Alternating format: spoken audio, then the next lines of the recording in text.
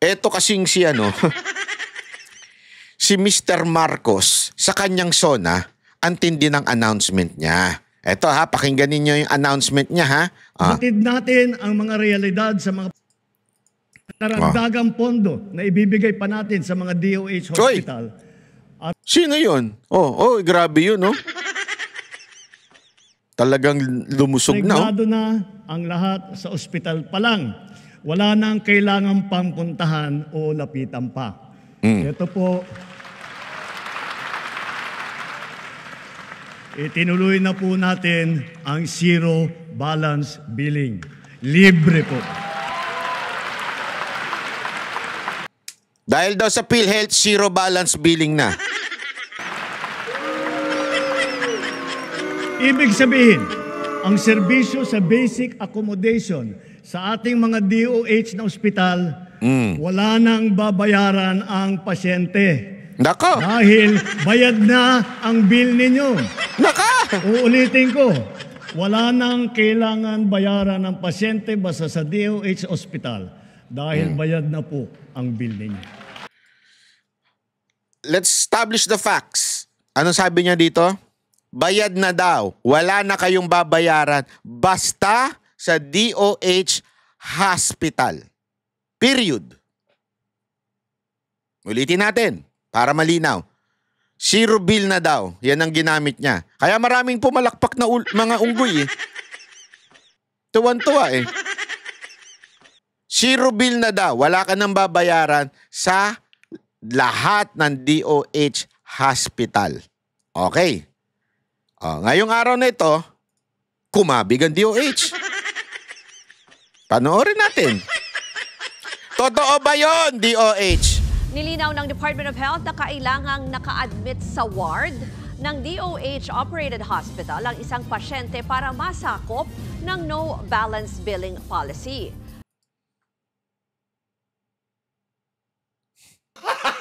Gago! Yeah? Ano daw? Kailangan nasa ward ka. Hindi lang porket nasa DOH hospital ka. So nasa ward ka. Sino lang ba yung mga nasa ward? Yung mga basic na ano lang, na mga sakit. At the same time yung mga ano lang, hindi kaya talaga. Pero kung gusto mo talaga magpagaling, yung nasa ICU ka na, yung mga ganon, hindi libre. Hindi zero balance. Walang ganon. Sa ngayon, 87 ospital ang hawak ng DOH sa buong bansa at dito lang daw maaaring makuha ang benepisyong ito ayon kay spokesperson ASEC Albert Domingo. Lalagyan daw nila ng DOH sa simula ng pangalan ng ospital para hindi malito ang publiko. Ayon sa DOH sa ngayon, hindi pa kasama sa no balance billing ang mga specialty hospitals, ang Lung Center, National Kidney and Transplant Institute, Philippine Heart Center at Children's Medical Center. Hindi raw kasi sila direktang nagre-report sa DOH at may sarili silang pinagkukunang pondo. Pero sa kalaunay inaayosan ng DOH na maisama ang mga ospital na yan sa listahan. Isa ang no balance billing sa mga inanunsyo ni Pangulong Bongbong Marcos sa kanyang ika-4 na State of the Nation Address para mabigyan ng tulong pangkalusugan ang publiko. Lahat ng kailangang gawin para dun sa kondisyon ng pasyente, anumang kondisyon na yun, basta nasa basic accommodation siya, ay sasagutin po ng DOH. Ang linilinaw nga namin sa Department of Health, ibang-iba na po yung mga ward ngayon. So sa madaling salita po mga kababayan, may half-truth. Half-truth naman. I mean, zero balance ka. Pagka nasa basic lang yung sakit mo, pagka nandun ka lang sa ward, pero pag malala na, hindi, wala ka. Sorry ka, de. Mamatay ka dyan sa walang pambayad. Kaya nga, alam mo, nakakaano ho ito, yung mga ganito sanang pambubudol ng gobyerno. Sabihin nyo yung totoo. Kasi, anyway, tanga naman yung mga followers nyo. Lalong-lalo na yung mga tanso. Tanga naman yung mga yan eh. Wala talagang ano yan eh. Kaya nga binoto ka eh. Di ba? Tanga talaga sila. Kaya siguro, anyway, tanga naman yan. Okay na sa kanila yan. Hindi naman nila tatanungin kung lahat ba eh. Di ba? Ganun eh. Kaya nga mga kababayan, yung mga hindi naman tanso dyan, yung mga makinig talaga tayo ng mabuti kasi niloloko tayo ng gobyernong ito. Di ba? Kitang-kita nyo naman kung anong klaseng pambubudol ito. Sasabihin, wala na kayong babayaran, zero balance na, tapos biglang may kondisyon pala. Hindi sana sinabi niya ng una pa lang. Pero, pag malala na sakit ninyo, ay may babayaran na kayo. Pag wala na kayo sa ward, kasi wala siyang binanggit dun eh. May binanggit siyang basic na salita pero wala siyang sinabi na, oy, pag nasa ward lang ha. Yun, malinaw. Pag nasa ward lang. So, ibig sabihin, hindi man niya, sinabi, yun ay isang way para linlangin, i-angle yung kanyang message na para maganda tignan. Libre na. Wala ka nang babayaran. Basta pumunta ka lang dun. Naghihingalo ka na. Dinala ka na sa ICU. Pagdating mo dun, nasa ICU ka na. Ooperahan ka na. Kasi hindi kasama yun mga ooperahan ka Nandun ka na, di ba? Tapos biglang sasabihin sa'yo, ito po yung bill ninyo, 150,000. Sana nga kung ganun lang di ba? Di ba? Ano sabi? Biglang ganun, di ba? Ang sasabihin, mas lalo kang mamamatay nun. Di ba? Totoo po, mas lalo kang mamamatay nun kung ganun ang pangyayari. Di ba? Ang takimi, ni-expect mo, wala ka nang babayaran. Tapos yung pala, may babayaran ka. Sana pala, hindi ka na lang nagpagamot. Hindi naman, wag ganun. Di ba? Grabe malupit to. Ay nako. Anyway, eto pa. Isa pang issue na maganda rin nating pag-usapan. Isa ding abogado na magaling to, si Fiscal EJ. Kasi 'di ba yung issue na ikukulong,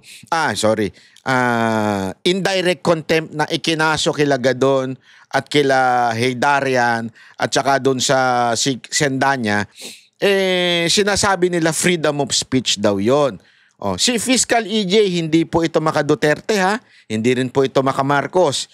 Ito po nga na-involve ito nung panahon nung kay Tulfo, kay Attorney Libayan, yung mga ganyang issue. Hindi ito pumasok sa eksena ng mga Duterte o ni Marcos. Pero pakinggan natin yung kanyang napakagandang paliwanag kung ito ba mga komento nila Gadon ay papasok sa indirect contempt. But here's the deeper question.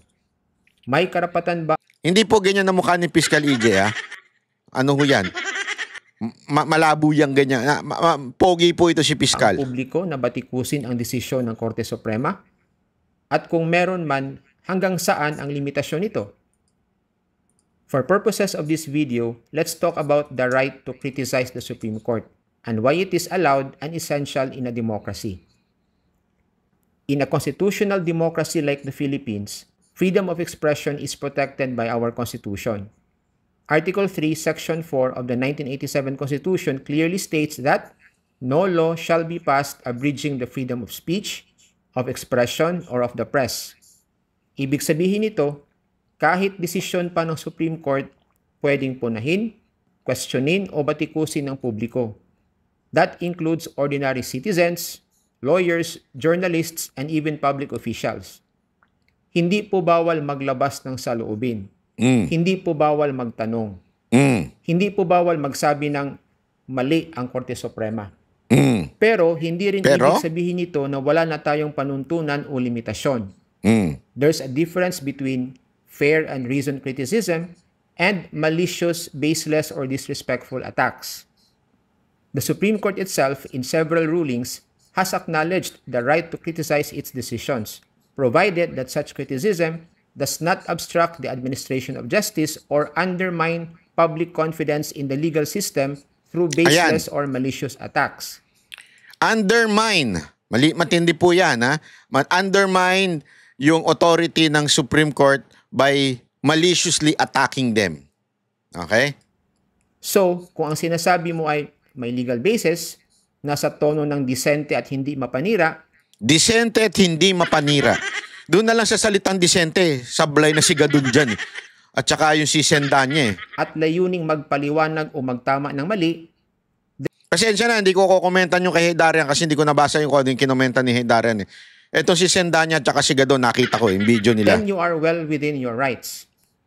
Pero kapag ang sinabi mo ay bayaran ang mga justices o tuta ng mga Duterte ang Yun. Tuta ng mga Duterte ang Supreme Court.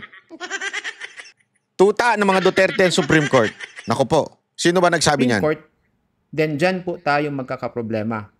Mm. Ang tawag sa labis na paninira o pagmumura laban sa Supreme Court ay indirect contempt of court.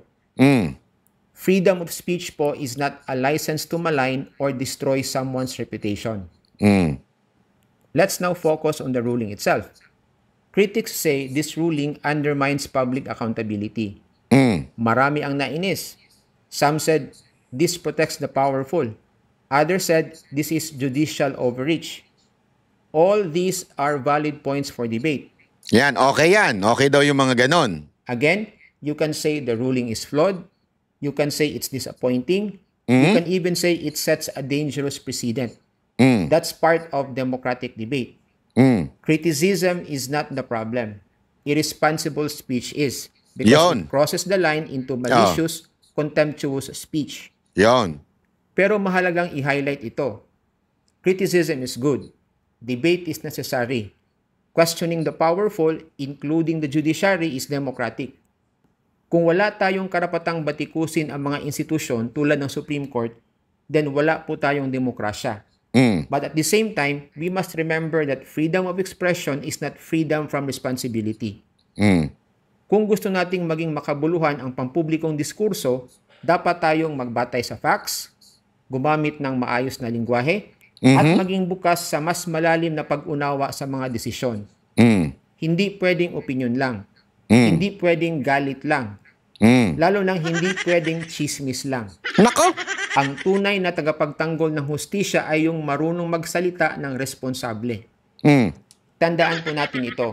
The Supreme Court is not infallible. Hindi sila Diyos.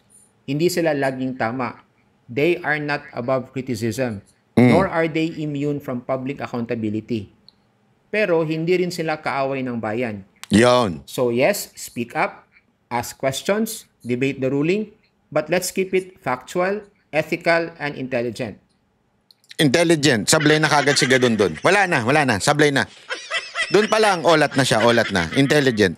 So yan lang po ang nais kong ibahagi today, and see you in my next video. Doon pa lang, wala na. Disrespectful, intelligent, wala na si Gadon doon. Sa tingin ko, dali si Gadon tsaka si Sendanya kasi kahit yung statement ni Sendanya, kakaiba rin, medyo bastos din talaga eh. Parang pinoprotektahan daw ang mga Duterte. Hindi yun factual, di ba? Hindi ho yung factual, dapat po factual. You may disagree, di ba? Kasi sa tingin ko, meron jurisprudence, ganito. Yun. Pero yung pagbintangan mo na, tuta ka ng mga Duterte, nilakad yan ni Bongo, yan mga ganyan. Alam nating ano na yan. Yan po ay sablay na indirect contempt na po yun. Kaya mga kababayan, magmasido tayo dahil itong mga, alam mo na, itong mga hindi intelligent na mga tao at dinadaan lang sa laging galit. Yun tumititig ng ganyan. Ayan ho talaga mga ano yan. Dapat talaga yan maparusahan ng indirect contempt. Panoorin po natin ng ilang mga balita ngayong araw nito pero umpisahan po muna natin dito sa mainit na mainit. Ewan ko ba? Ang gulo-gulo na ng Pilipinas, ang gulo-gulo pa dyan sa dahig. Hindi ko talaga maintindihan. Ako, wala tayong kakampihan dito. Pero sana wag na lang natin guluhin. Wag na lang tayo makisawsaw. Kasi yung ibang mga vlogger pa kasi nakikisawsaw dyan eh. Alam mo, itong hindi naman natin masasabing banatan. Pero itong matinding issue patungkol kay Kaufman at saka kay Spokes Harry. Ako, feeling ko this is just a misunderstanding. Maybe, iba lang kasi ang lengguwahe ni Harry Roque at iba rin yung lengguwahe ni Kaufman. Although they both speak in English, pero iba yung, kasi iba rin yung pag-deliver di ba? Kaya nga napaka-importante na naunawain natin na this is just a misunderstanding. Ang problema kasi, pumasok na naman yung ibang mga vlogger na pag may away, tuwang-tuwa. Wala akong tinutukoy na vlogger dito Basta kung sino man yung mga vlogger na nanggugulo pa, yung sino man mga vlogger na sumasawsaw pa, sana tigilan na. Di ba? I mean, ako kasi pinanood ko Panoorin muna natin tong news na maintindihan nyo ang sinasabi ko panoorin natin. Pinabulaan na ni dating presidential spokesperson Harry Roque na nanghimasok siya sa kaso ni dating Pangulong Rodrigo Duterte sa ICC. Kasunod yan ng payag ng abogado ni Duterte na si Attorney Nicholas Kaufman. Ayon kay Kaufman, nakakagulo lang si Roque sa diskarte ng defense team laban sa kasong Crimes Against Humanity ng dating Pangulo. Sinubukan kasi umano ni Roque na idemanda ang Dutch government para makalaya si Duterte. Bagay na tinawag ni Kaufman na isang crazy scheme na ikapapahamak ng buong defense team. Dagdag pa ni Kaufman, wala ni isa sa kanilang grupo ang may gusto kay Roque, kahit pa mismo ang dating Pangulo. Sagot naman ni Roque, hindi siya nakikialam. So nagtataka lang ako bakit ngayon parang akong sinisisi. Hindi naman siguro crazy kung yung mga may tunay na malasakit kay Tatay Digong, naglingkod sa kanya, nagmahal sa kanya, at kapwa Pilipino ay maghahanap ng iba pang mga remedyo. I really adhere to the highest ethical standards. Mga kapatid, Jigmani. Alam mo, ito lang yan So, dun sa mga sinabi ni Kaufman na kesyo nangihimasok, ayaw siya ng kampo ni Duterte, ayaw. Ako, naintindihan ko na maaaring iba kasi, alam mo, sa art of communication, pag maraming dinadaanan, naiiba. Okay? Yun ang problema. Pag hindi talaga direktang narinig, yung bumubulong-bulong, yung sabi-sabi, yung ganun-ganun, malaking problema yan. Magkakaiba-iba ang istorya. Siguro, maaring iba ang dating kay Kaufman na tila nakikialam si Roque at si Roque naman hindi naman siya nakikialam. Pero sa tingin ko, dahil lang siguro sa madalas siya mag-media, madalas siya mag-vlog, nami-misunderstand siya. 'Di ba? Ano yun para bagang it's just a matter of misunderstanding. Tapos yung iba ginagawang content. Yun ang problema. Okay lang sana kung yung content nyo ganito. Alam mo yun, kesa na pag-awayin nyo yung dalawang tao, pwede nyo namang pagbatiin. Hindi ito nga yung paulit-ulit ko sinasabi, sumaside na naman tayo Sumaside na naman tayo, tapos aawayin natin si Kaufman. Ang problema, pag inaway mo si Kaufman, sino ba ang legal representante ni Pangulong Duterte? May choice ka ba? Wala. Ikaw ba namimili? Hindi. Si VP Sara Duterte ang sole authority pagdating sa pagpili ng mga lawyer. So ibig sabihin, tatanga-tanga si VP Sara Duterte, hindi niya alam ang ginagawa ni Kaufman? Kasi ganun ang ginagawa ng ibang kampo Sinisiraan na naman si Kaufman. O kaya naman sisiraan mo si Roque. Diba? Sa ibang kampo naman, sisiraan si Roque. Sandali, yung mama, intense lang. Passionate lang. Passionate lang siya sa kanyang loyalty. Kaya siya nag-iisip ng mga paraan kung papaano ba ang pwedeng gawin. Ngayon, kung sa tingin ninyo mali, you can talk to that person at sabihin, Mr. Roque, what is, I think this is something will not help. Ang inang English yan. I mean, di ba, alam niyo yun, instead of paapuyin natin, gawa natin ng istorya, idikdik pa natin, Si Roque, alam mo, ako kasi naintindihan ko si Roque.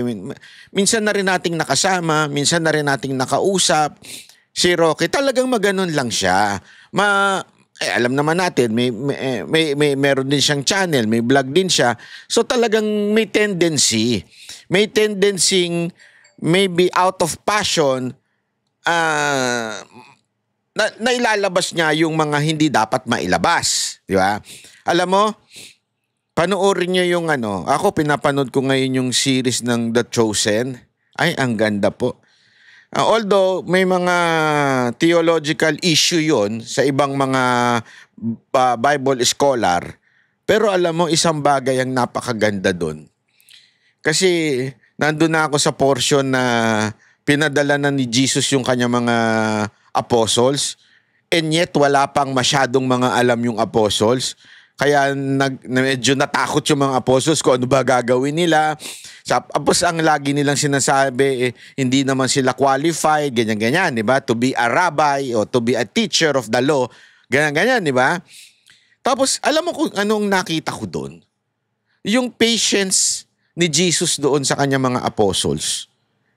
Kasi talagang lalong-lalo na si Pedro, may part doon na nakakainis si Pedro doon eh. Si Simon eh. Di ba? Kasi kung ano ni hinihirit. And if you're going to look at the scripture, ganun eh.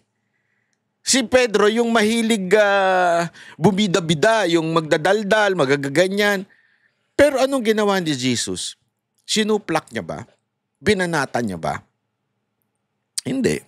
Inintindi niya at kanya hong tinuruan. Di ba? I mean, hindi ko sinasabing kino-compare ko na si Simon parang si Roque ha.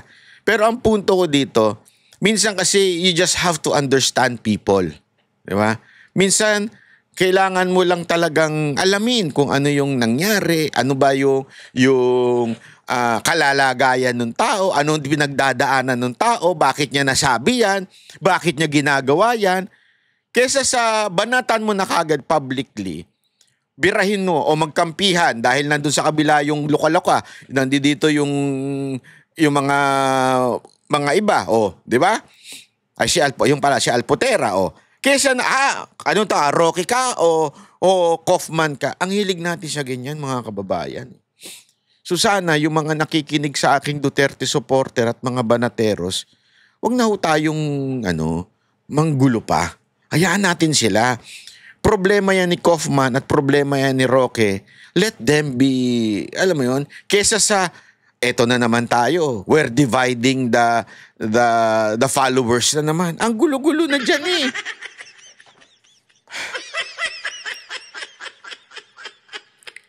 Alam mo, kaya tuloy ang sabi nung iba dyan, mula nung nagkaroon ng mga vlogger dyan, lalong gumulo. Hindi, alam mo hindi ako naniniwala doon eh. Alam mo kung bakit? Hindi per se vlogger, nasa tao talaga eh. Kung magulo ka talaga. Kasi nandiyan naman si Boss Dada, magulo ba? Nung dumating si Boss Dada, friendly ghost yan eh. Hindi, friendly monster yan eh.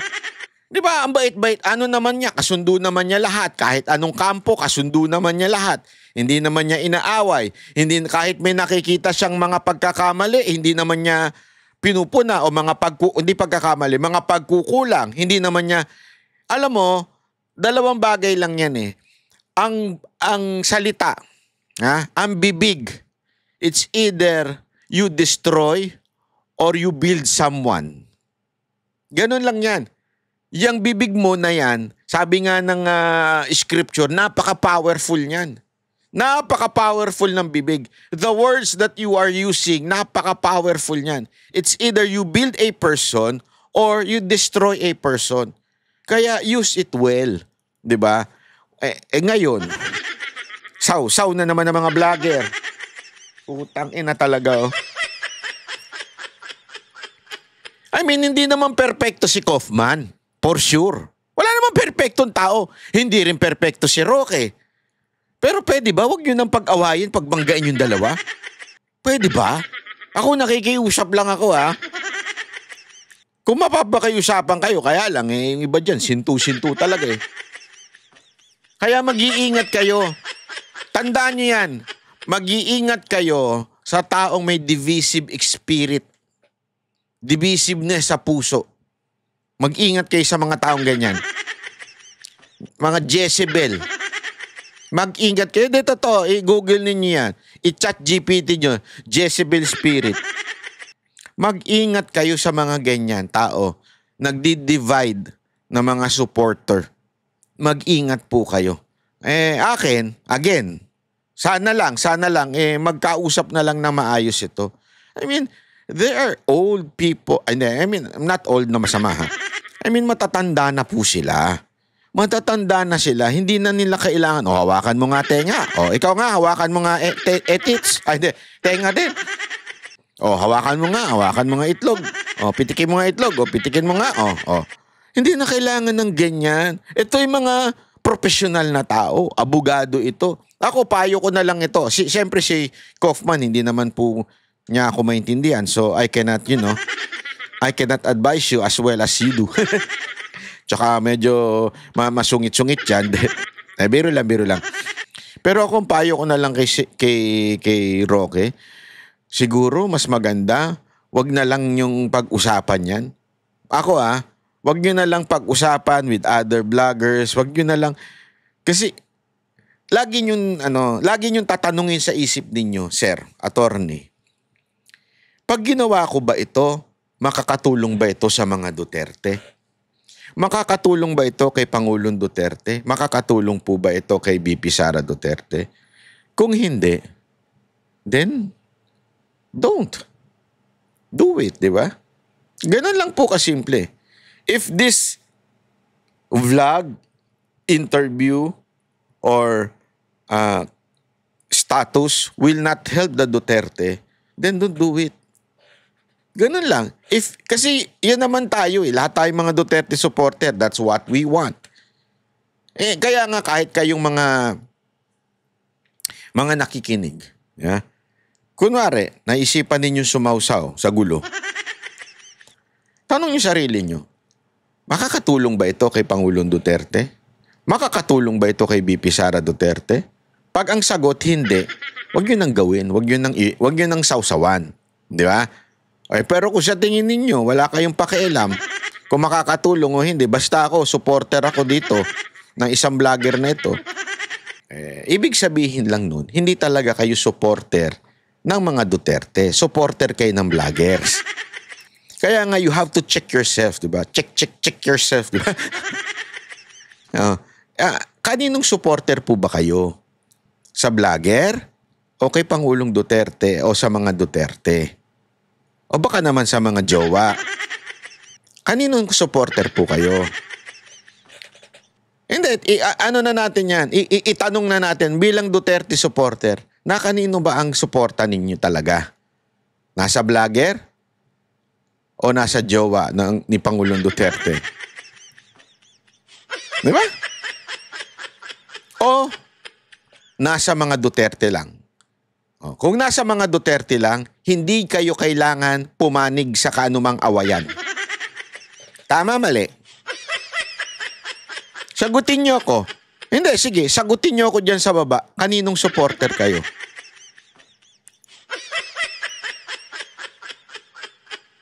Dapat bigyan na natin ng pangalan sila. Hindi, kasi baka sabihin nyo, ikaw naman Banat Bay, sumasama ka naman sa mga yan. Bakit? Sabihin, supporter ka nila. Hindi. Alam mo, ito mga kababayan, ako po, sumasama ako, but it doesn't mean I agree with what they're saying. It just happened, kaya kong ihiwalay yung pagkatao dun sa kanilang paniniwala. Halimbawa, kay Joey. Alam nyo naman na si Joey push na push kay Amy. Ako, hindi. Totoo po, hindi po talaga. Hindi ako supporter ni Amy kahit pagbali-baligtarin ninyo mula simula hanggang dulo. Kayo nga nabudol pa eh. Ako hindi talaga. Diba? Pero we can talk. We can eat together, dine together, but it doesn't mean pareho tayo. Diba? Ang hindi ko kayang samahan ay yung direkta kang sisiraan. Yeah? Direkta kang sasabihan ng mga kasinungalingan tapos babanatan ka in public using that lies, hindi ko kaya yon. Kung nagsisinungaling ka pala at kung ano-ano sinasabi mo sa akin in public, bakit pa kita sasamahan? Pero kung dahil lang magkaiba tayo ng paniniwala sa mundong ito, abay pambihira ho. Isipin mo na lang, kung ikaw, hindi mo sasamahan ng mga kakaibang paniniwala mo, ang dami niyan. Putya, ang dami. Kasi unique ka Unique ka as a person na meron ka talagang paniniwala na maaring iba sa paniniwala ng iba. So, mawawalan ka na ng kaibigan niya. Yun lang sa akin. Kaya sa akin, I can join them, I can dine with them. As a matter of fact, isa yan sa naging topic si Amy. Oo. And I stood my ground. Sabi ko, basta kami, pasensya na, we do not agree with you. Yun. Dineretso ko. We do not agree with what you believe in. Amy, makakatulong. I do not agree. Oh, let's just eat. Totoo. And because of that, wala naman sinabi sa akin si Joey o si Atty. Trixie, oh, bayaran ka na kaagad, bayaran ka. Walang ganun. Di ba? Kasi ang problema, ganun kagad yung atake natin ano ka siguro, ganito ka, ganyan ka, ganyan. Kung ayaw lang niya talaga maniwala, di ba? Ganun lang kasimple. Wag na dating anuhin. Next topic. Ito na. Hay nako. Ito. Chotomate. Ito muna. May matindi kasi. Mamaya pag-usapan natin yung budol. May budol na naman si Marcos Grabe talagang pambubudol nito ni Marcos. Dinaig mo pa mga networker. Ang akala ko pinakasagad na sa pambubudol yung mga networker. Iba pa, mas matindi ka pa pala, sir. Pero mamaya natin pag-usapan yan, Pag-usapan muna natin itong, kasi alam mo, nagulat ako. Nagulat ako dahil may lumalabas na naman sa issue ng isabong. Alam mo, habang pinanunood ako ng news, ako parang circus na yung isabong Yung issue sa sabongero nawawala. Parang nagiging circus na. Hindi ko alam kung bakit siguro, I'm not saying that yung mga witness na lumalabas are totally lying. Okay? Hindi yun ang sinasabi ko. Pero mahirap talaga maghusga ngayon dahil may mga bits na may pagsisinungaling, merong katotohanan ng konti, tapos papasukan ng politika. Ang hirap talaga pag ang mga katulad ni Secretary Remulla ang nandyan sa posisyon. Alam natin na very political na mga Remulla. Not just Secretary Remulla, even the DILG Secretary, yung si John Vic. Isa pa yan, di ba?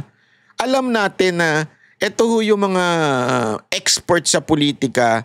Actually, sa tingin ko, yan ang pinaka-disaster na pinili ng gobyerno ni Marcos ang kunin na sekretary itong dalawang ito. Alam naman natin na pag ganun yan Nung panahon ni Pangulong Duterte, bago nakibina yan. Last minute, mananalo na si Duterte, tumalong kay Duterte. Iniwan si Binay. Yeah? Ngayon, kay Marcos naman yan. Yeah? Kaya nga, aniwala kayo pagdating ng panahon, pagka nagigipit na si Marcos, isa ito sa tatalon. Ipupusta ko sa inyo.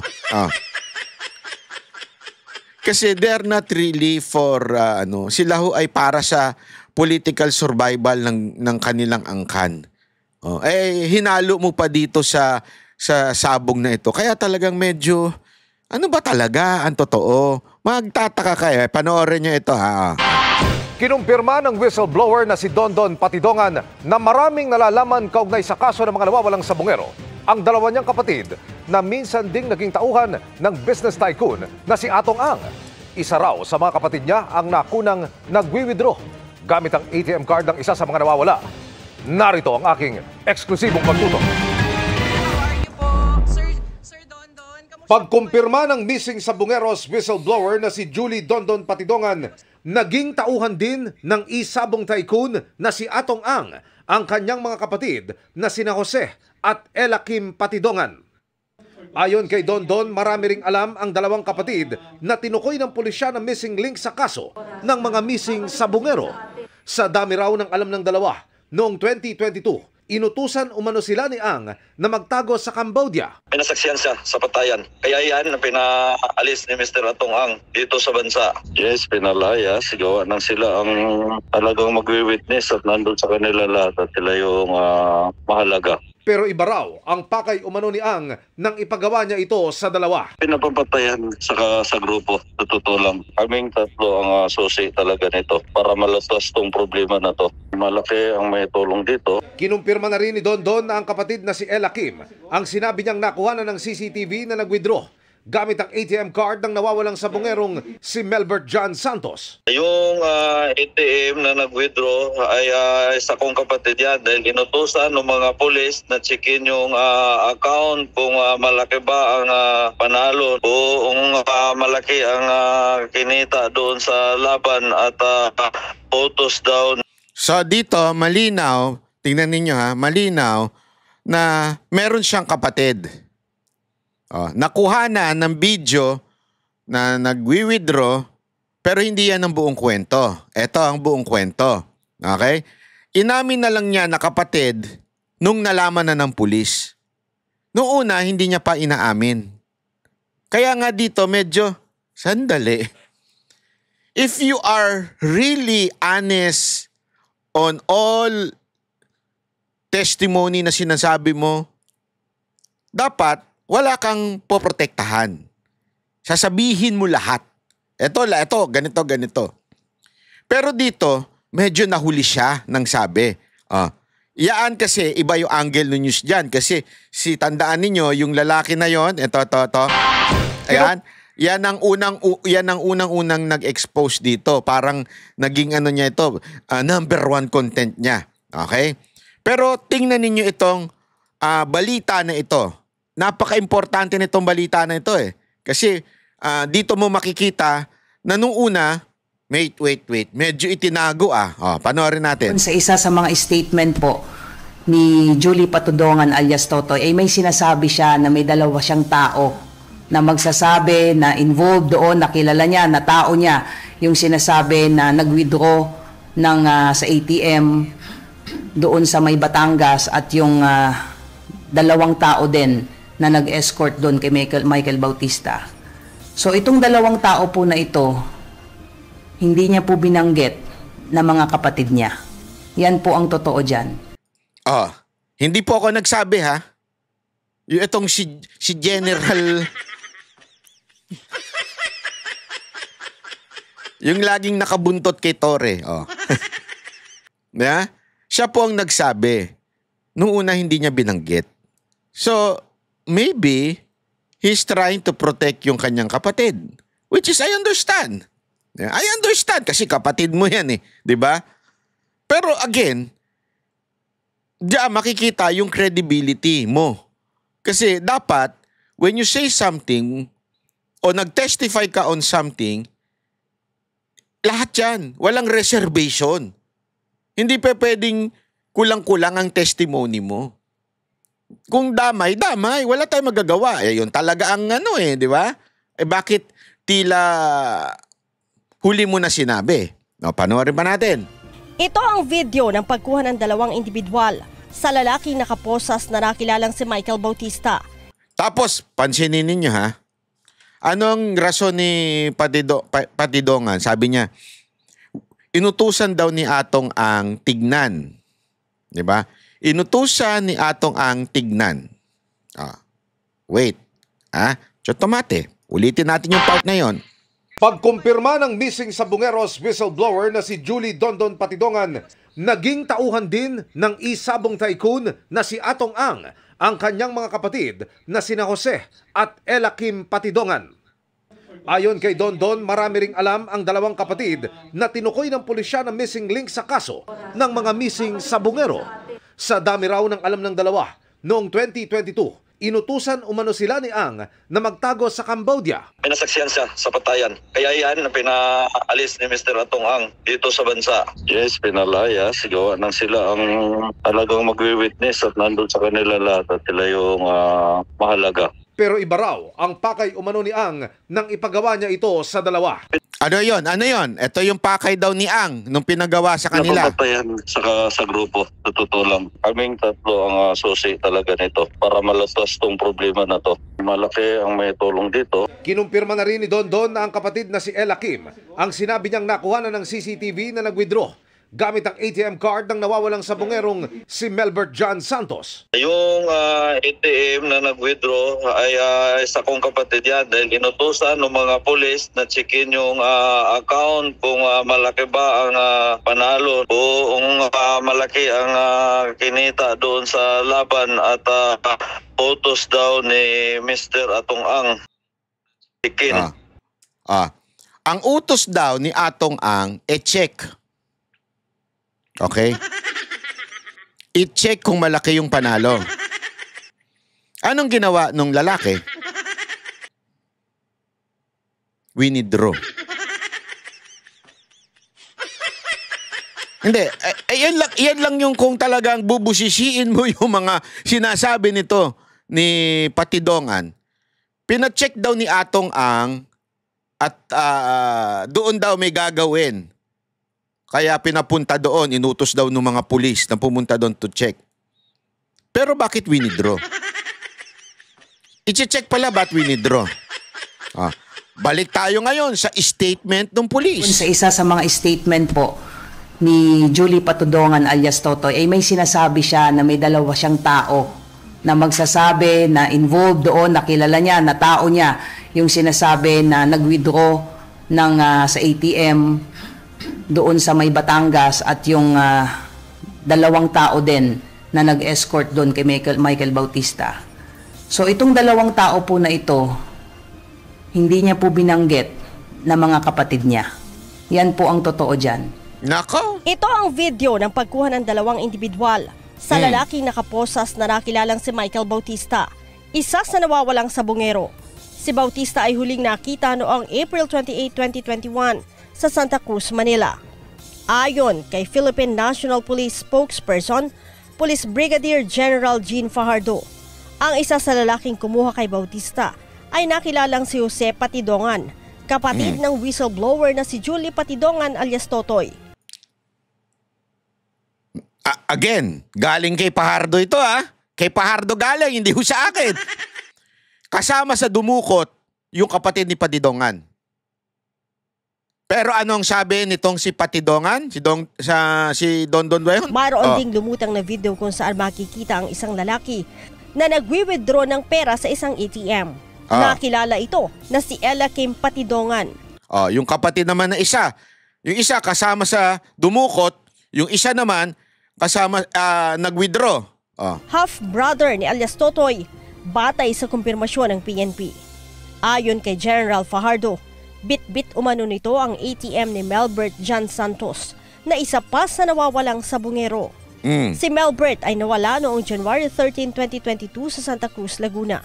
Ang dalawang kapatid ni alias Totoy nahuli ng PNP Criminal Investigation and Detection Group o CIDG sa pangunguna ni Police Brigadier General Romeo Macapaz sa isang bansa sa Southeast Asia.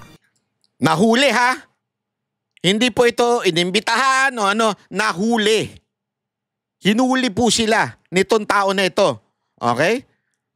Na ngayon, pakinggan. Naniniwala tayo, ito yung mga missing link doon sa mga kaso ng missing sabongero. Nag-record check po tayo regarding po doon sa kaso ni Jose Patidongan na robbery. We found out, the CIDG found out na convicted na po ito. Meron na po siyang conviction. So we don't have any other recourse kundi i-turn over po. Ito Convicted na pala. When you say convicted, ito ba ay accused? Hindi. When you say convicted, nahusgahan na po ng husgado. Okay? Yung dalawa, ay yung isang kapatid. Okay? Nililinaw natin yung facts. Okay? Kasi baka mamaya, yun nga yung sinasabi ko dito Hindi ito dinisclose nung witness na quote-unquote witness. Bakit?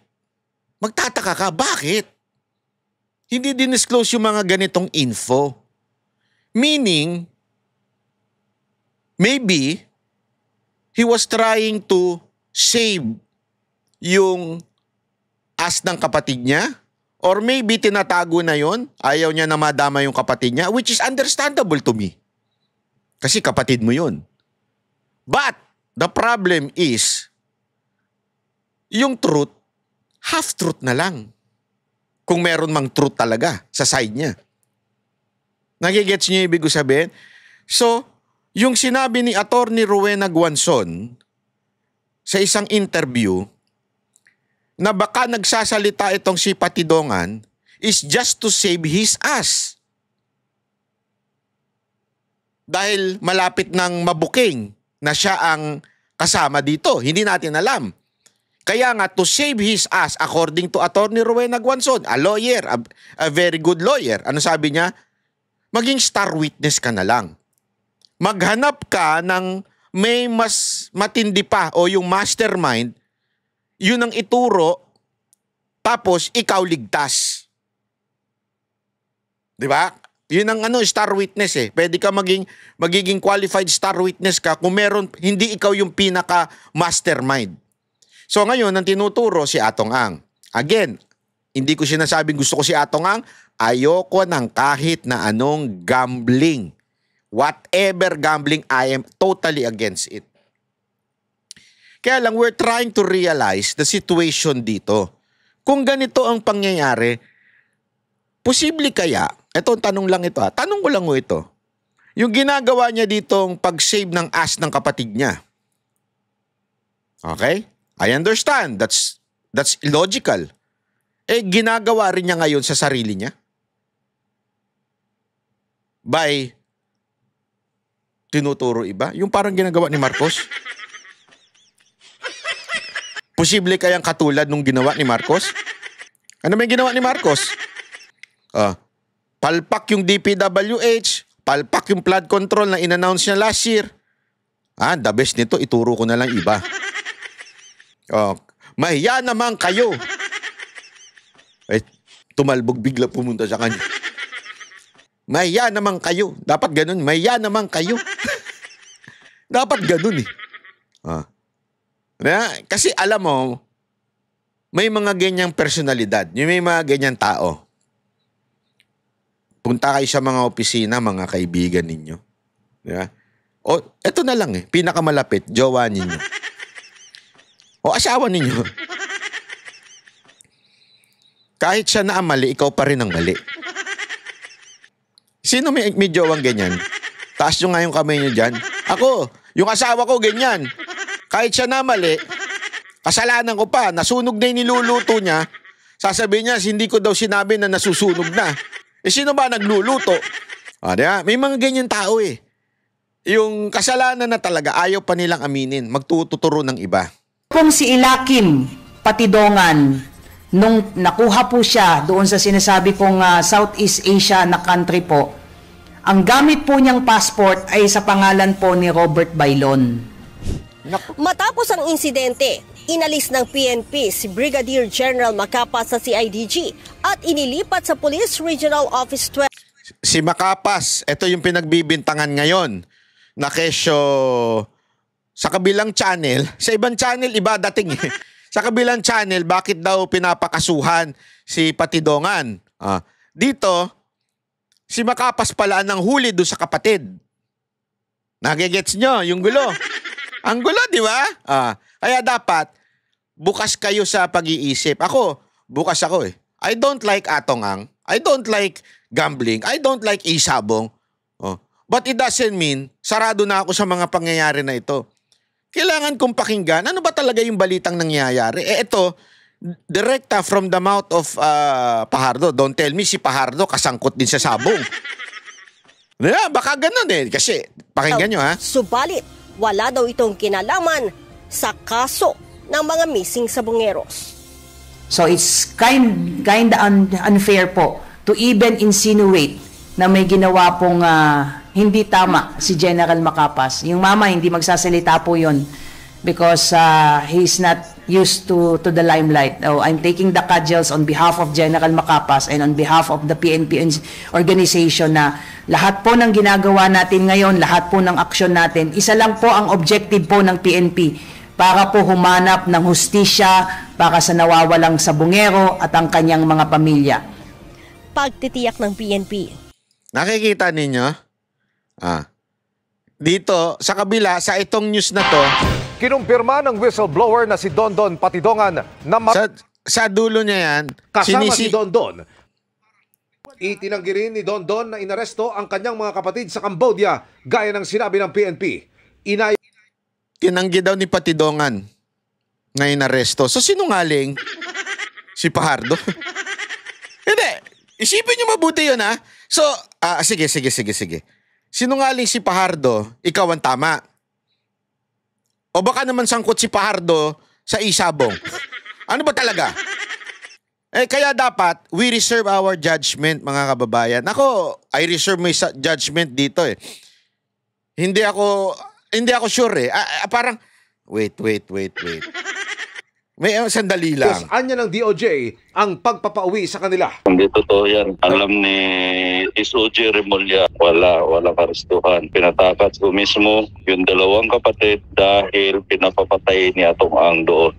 Samantala, sa isang undisclosed location, nagsama-sama ang mga kaanak ng mga missing sabungeros kasama si Dondon para kumplituhin ang kanilang mga affidavit.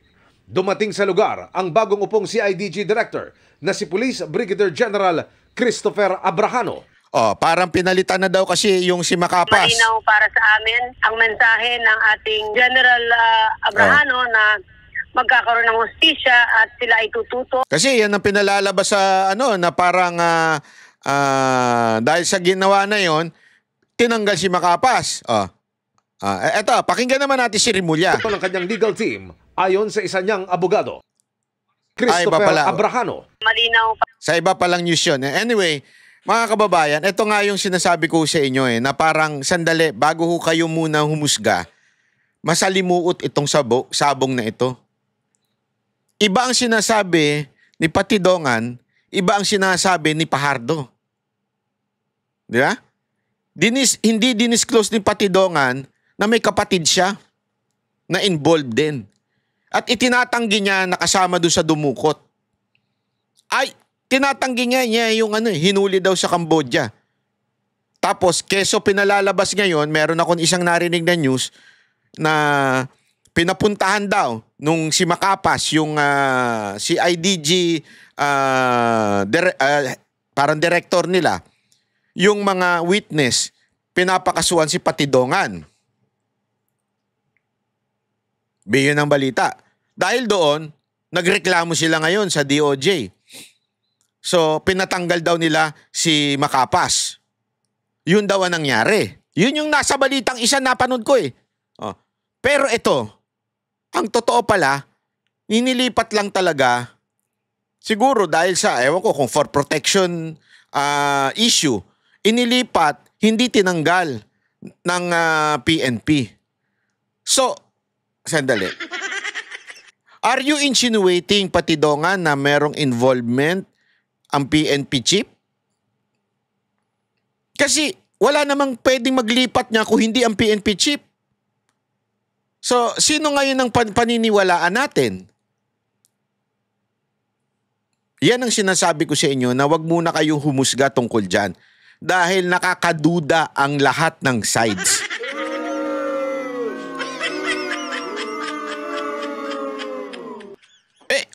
Sa tingin ko, hindi naman siguro magsisinungaling si Fajardo doon sa sinabi niyang, yung isa doon convicted na eh.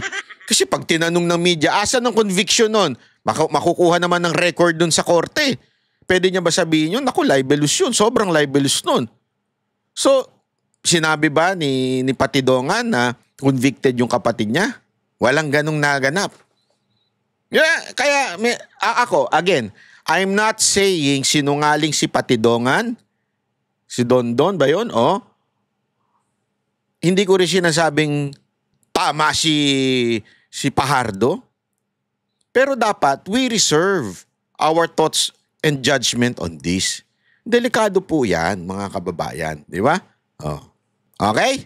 So maraming salamat po. Magkita-kita ulit tayo. Subscribe na po kayo sa Banat Bay. At syempre, pag nag-subscribe kayo, baka naman pwede rin na magpa-member na kayo. Okay po, maraming salamat po. God bless everyone. Mabuhay ang bansang Pilipinas. Yan ang Banateros, boses ng ordinaryong Pilipino.